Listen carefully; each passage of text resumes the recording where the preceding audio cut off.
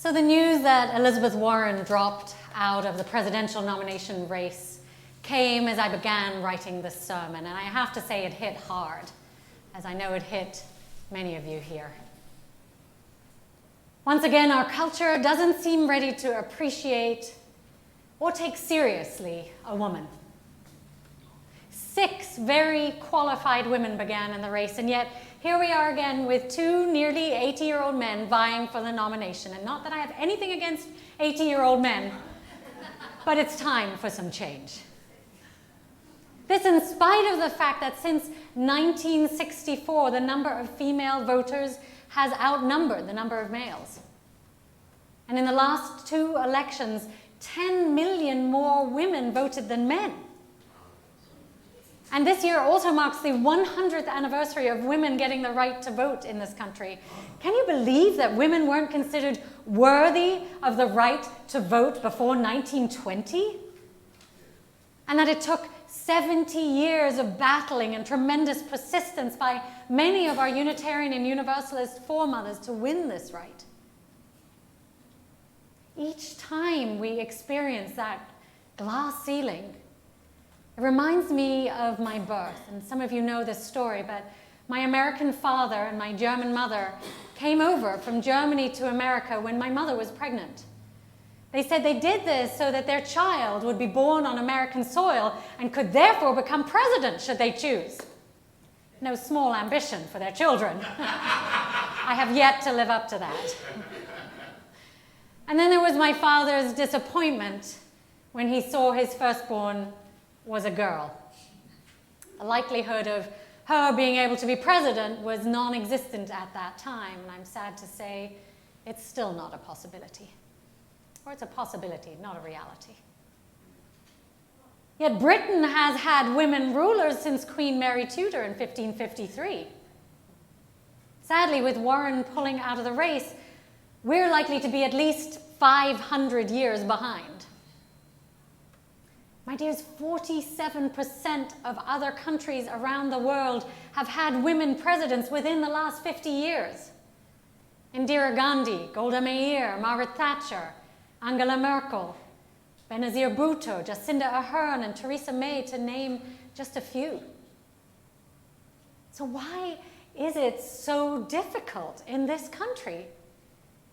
I surely don't know, but I'm very interested in hearing your theories on this. With this presidential glass ceiling in place, I wonder what tone we're setting for women and girls in this country, like my nieces, Rosie. What messages are we giving our daughters? Women have definitely developed coping strategies to deal with these inequities, a certain resilience to deal with glass ceilings, pay inequity, sexual violence, gender stereotyping, and of course, the difficulty of juggling childbirth, motherhood, and the desire to work. And these are just a few of the challenges that American women face. I'm not even addressing the huge struggles that millions of women have to deal with all around the world. Challenges such as not being considered worthy of getting an education, or not being allowed to work or travel by themselves, or having to deal with female circumcision, or being sold as sex workers. According to the World Economic Forum's 2020 study, which just came out on the gender gap, there are 72 countries in the world where women are barred from opening a bank account or obtaining credit.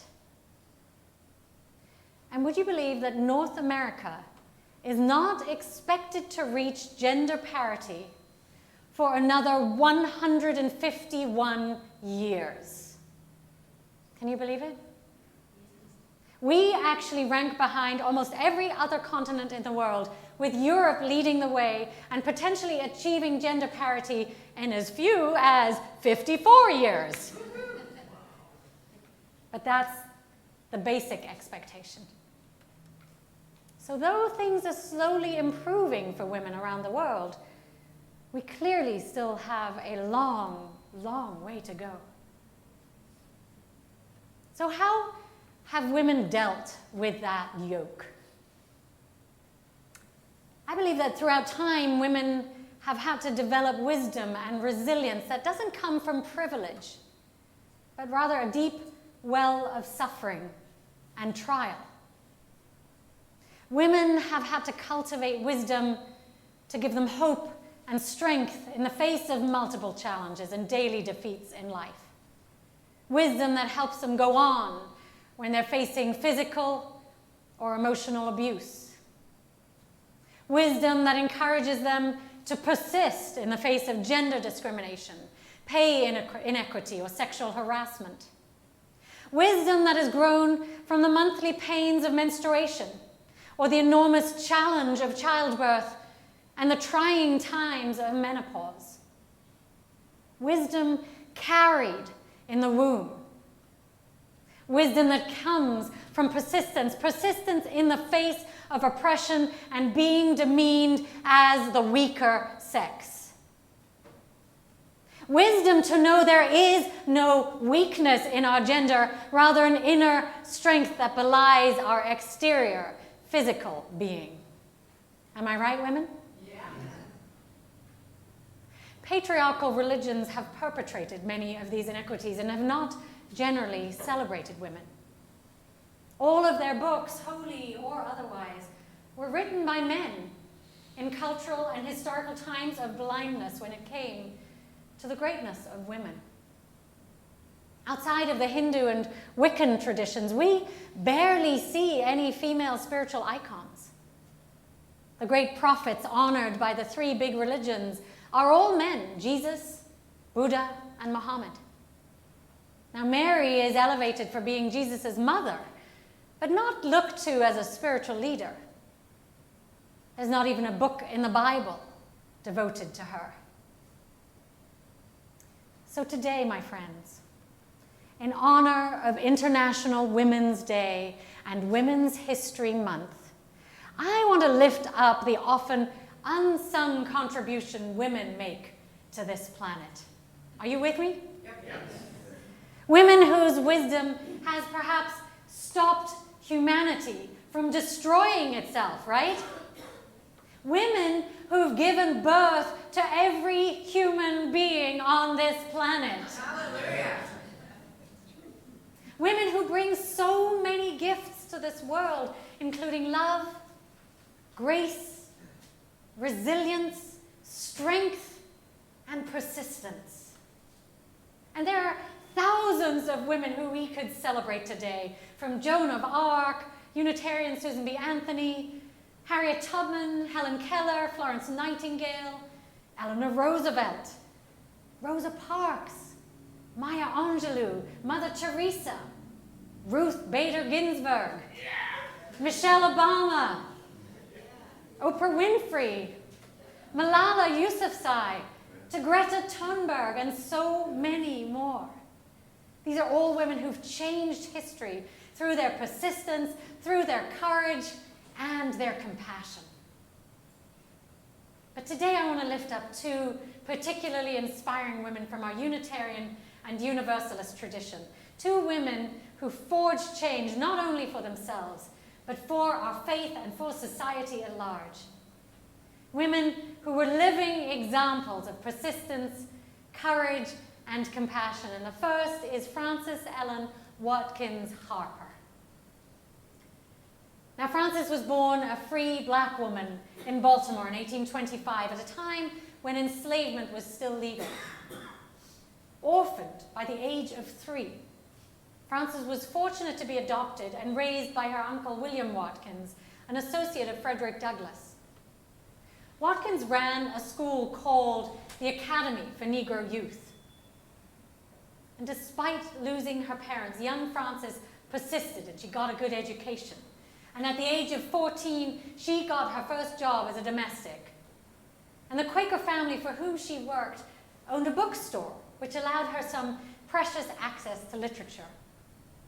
And she began writing poetry and teaching, and she actually published her first book by the age of 20.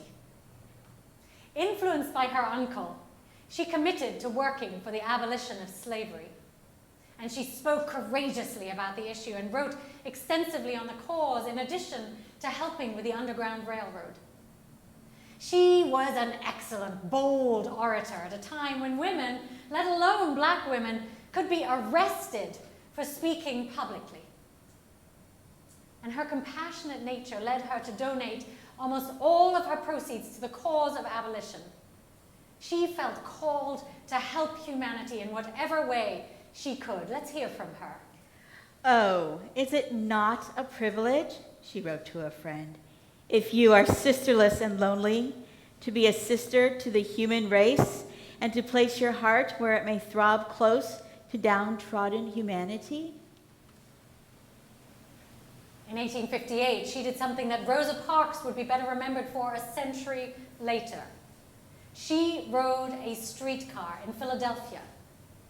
And she did this at a time when African Americans were not allowed to use streetcars. And she stayed seated even when asked to leave. She persisted. Frances was inspiring and courageous in the face of terrible prejudice and injustice. And then in 1860, she married Fenton Harper, just as the war broke out between the North and the South. But sadly, she had to deal with trials again when her husband died less than 4 years into their marriage, leaving Frances alone to raise Mary, their little daughter. After the war ended, Frances continued speaking and used her gifts to advance women's suffrage and civil rights for all citizens. She allied with Susan B. Anthony and Elizabeth Cady Stanton and joined the First Unitarian Church of Philadelphia in 1870. And then in 1894, she helped found the National Association of Colored Women. Famous for her volumes of poetry and writing, Frances has often been called the mother of African American journalism. So I think Watkins Harper is an inspiring example of a woman who persisted, don't you? She persisted through countless setbacks while continually showing tremendous courage and compassion. She really persisted. So in your order of service, if you want to break it out, you'll see with me on the inside top left page a well-known quote by Frances. I invite you to read it with me.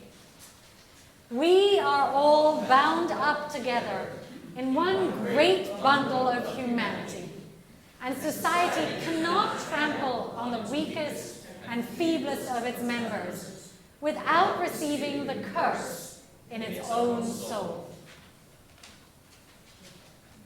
So that quote delivers an excellent reminder, even 150 years later for us, doesn't it? Our society continues to trample on the weakest and most oppressed of its members. And Frances would remind us that we are cursing our own souls by not caring for those among us in need. Indeed, our Universalist faith tells us that we're all impacted by how the least of us are treated. And our seventh principle urges us to remember that we are all interconnected. And none of us are free. And none of us can be truly happy until all of us are free and all of us are truly happy. Am I right? Amen. And Jesus said it too. "What you do unto the least of us, you do unto me." Universalist Clara Barton understood this as well. She also heard the great call to be of service in this life. Born on Christmas Day in 1821 in Massachusetts, Clara Barton was the youngest of 5 children. A Universalist from a devout family, she learned early what it meant that God loved all. She was inspired by this message of compassion. So from age 11 on, for many years, she single-handedly cared for her brother who tragically fell from a roof and was majorly injured. By age 17, she was teaching school, and a few years later, she started a public school in New Jersey. and she quickly built the school from 0 to 600 participants. So of course she wanted to be principal of this school, but she was asked to be the female assistant instead. And at half the pay that the town would pay a man to be principal. Sound familiar, anyone? I'm pleased to say that Clara refused, and she quit, and she moved to Washington, D.C. just as the Civil War began. Generous and compassionate to a fault, Clara saw that soldiers weren't getting the supplies they needed, so she began using her own money to buy food and blankets and medicines and clothing for the soldiers. And she also wanted to go to the front lines to help care for these soldiers. But she was laughed at for thinking that women could do such work. So in a letter to her friend, Clara wrote exasperatedly, "Women should have certainly some voice in the matter of war, either affirmative or negative, and the fact that she has not this should not be made the ground on which to deprive her of other privileges. She shan't say there shall be no war, and she shan't take any part in it when there is one, and because she don't take part in war, she must not vote, and because she can't vote, she has no voice in her government, and because she has no voice in her government, she isn't a citizen, and because she isn't a citizen, she has no rights, and because she has no rights, she must submit to wrongs, and because she submits to wrongs, she isn't anybody, and what does she know about war? And because she don't know anything about it, she mustn't say or do anything about it." Can you imagine? So despite constant ridicule, she persisted. Clara eventually persuaded the generals to allow her to help. She took care of the wounded on the front lines, removed bullets from their bodies, cooked for and fed them. She tended to soldiers from both sides, Confederate and Union, guided by her universalist faith that every life is precious in the eyes of God. Clara soon became known as the angel of the battlefield for her courage and her compassion. She was even invited by President Lincoln to come and help him work on this problem 2 weeks before he was assassinated. But despite her extreme shyness, she began giving public speeches to share what she'd seen and allow her to raise money to help the wounded. But that public speaking took its toll, and she unfortunately lost her voice. So she went to Switzerland to recuperate, where she learned about the Red Cross. And upon her return, she urged the United States to become a member of the International Association of the Red Cross. And soon she expanded their work in America and abroad to help with all kinds of disasters, not just war. And with her persistence and courage, she eventually became the president of the American Red Cross for 23 years, until the age of 83. She died at the age of 91, just 8 years before women were granted the vote. My friends, I confess that I've had many days over the past years that have felt dark and hopeless as I've watched the civil rights of so many people being rolled back. And I'm guessing many of you have had similar feelings at times. But one of the things that gives me hope is to look back and see how far we've come. Looking back at these extraordinary Unitarian and Universalist women inspires me, and I hope it inspires you too. They persisted, and so must we. Just as the 6 women who ran for president had the courage to face all of the criticism and heat this process brings, so they become the shoulders that future women will stand upon when we finally have a woman in the Oval Office. And I believe it will happen. Can I hear an amen? Amen. They persisted, and so should we, which is what Elizabeth Warren claims will eventually bring us a female president. So one last important note. Good men have always been our allies. They've been our friends, our family, our sons, and our beloveds. And the message that I share today on this auspicious International Women's Day is not anti-male. And I think you all know me well enough to know that. But I want to repeat it again. We need good men like I see out here to support us on this road to true equality. And I see the faces of so many loyal, loving, righteous men here right now today, and we are grateful for your support, right, women? Yes. So thank you. Thank you, dear sons, brothers, husbands, fathers, family, friends, congregants, staff, and all men of goodwill. Thank you for your commitment to lifting your sisters up and to women's equality. Speaking of men, to close, I'd like to quote from one of my favorite modern male ministers, John Pavlovitz. He's a self-described 20-year veteran in the trenches of local church ministry. He's a talented writer committed to equality, diversity, and justice. And here's something he wrote to honor women that I just love.